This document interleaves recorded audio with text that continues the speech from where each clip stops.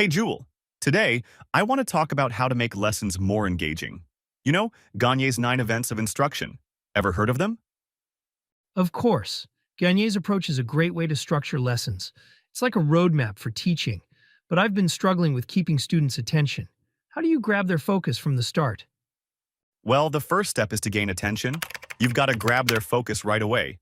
Maybe ask an interesting question or tell them something surprising to get them curious. That sounds like a great idea. For example, if I'm teaching about past tense, I could ask, can anyone tell me about the most embarrassing thing that's happened to them in the past? That would definitely get their attention. Exactly. Now, once you have their attention, you've got to inform them of the objectives. Let them know what they're going to learn. I always say, by the end of this lesson, you'll be able to do this. I do that too. I think it helps students understand the purpose. For instance, I might say, by the end of today's lesson, you'll be able to use the future tense to talk about your plans.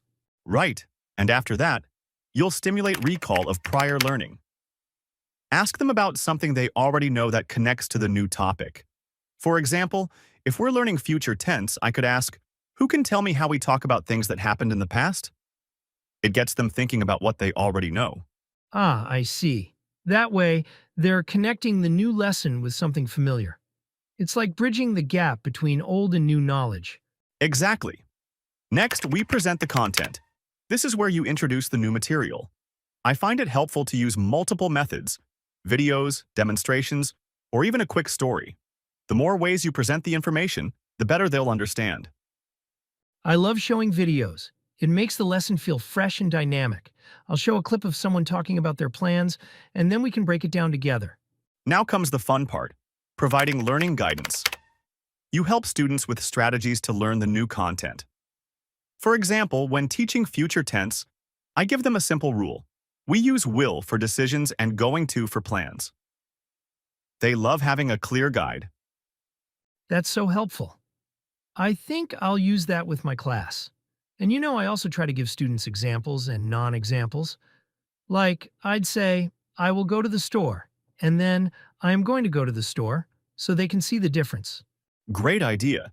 Now, after providing guidance, you'll want to elicit performance. Get students to practice what they've just learned. Have them write sentences, do role plays, or answer questions. It's all about making them apply the knowledge. That's when they really start to understand. I'll have them pair up and talk about their weekend plans using the future tense.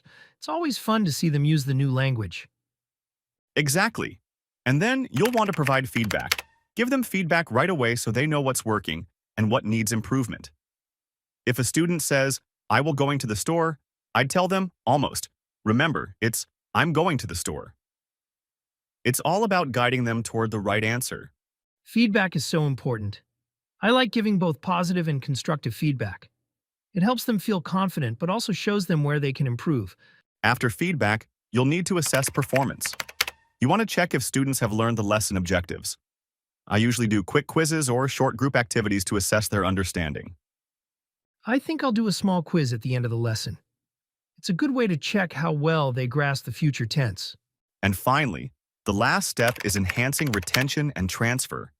This means giving students opportunities to remember and use what they've learned later on. I might ask them to write about their plans for next week or talk about their future goals. That's perfect. I'll have my students interview each other about their future aspirations. It's a great way for them to continue practicing even after class.